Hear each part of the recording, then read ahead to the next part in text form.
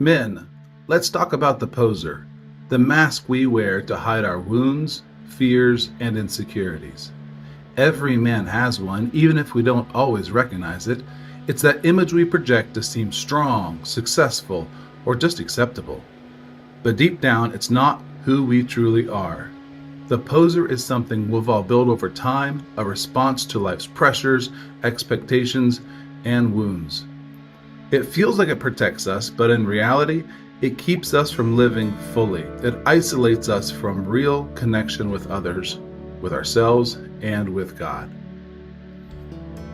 The poser starts forming early in life.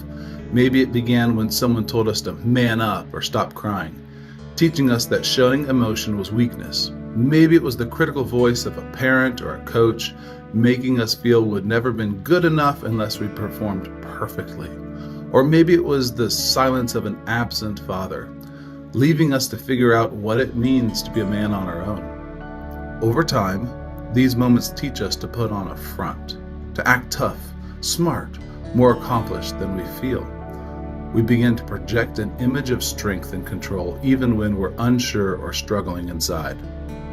At first, the poser seems to work.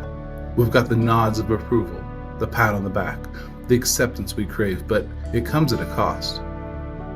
The more we rely on the poser, the more disconnected we become from our true selves. We start to feel like imposters, like the image we're projecting isn't really us, and deep down, we know it. We know we're hiding, we know we're holding back the parts of us that feel scared, uncertain, or vulnerable. The poser doesn't just affect us, it affects our relationships. When we're living behind a mask, it's impossible to let others see the real us. We can't form deep, authentic connections because we're afraid to be honest about who we are. We worry that if people knew the truth, our weakness, our doubts, our failures, they'd reject us. So we keep up the act, even with the people closest to us. But over time, the loneliness and isolation grow. We end up longing for connection, but the poser keeps it just out of reach. And perhaps the most damaging effect of the poser is what it does to our relationship with God. God doesn't want the mask, He wants the real us, messy, broken, imperfect. He wants us to come to Him honestly, to bring our fears, our wounds, and our hopes and aspirations. That's where healing begins. That's where freedom starts. Stepping out from behind the poser isn't easy. It takes courage to admit we've been hiding, to let go of the fears that keep us clinging on to the mask. But it's worth it. When we let go of the poser, we begin to experience authentic connection with God, with others, and with ourselves. We discover that we don't have all it takes, but we don't have to have it all together to be loved. We don't have to perform to be accepted. Our value doesn't come from what we do or how we appear. It comes from who we are as men created and loved by our perfect Father. So let me challenge you. Take a hard look at your life.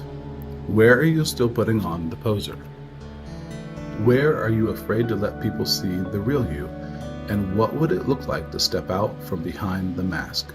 It's not about tearing yourself down. It's about stepping into the freedom of being exactly who you were created to be. The poser feels like it protects you, but it's holding you back. True strength isn't found in the mask. It's found in honesty and vulnerability. The world doesn't need the poser. It needs you, the real you. Drop the mask and live fully. The freedom you long for is waiting.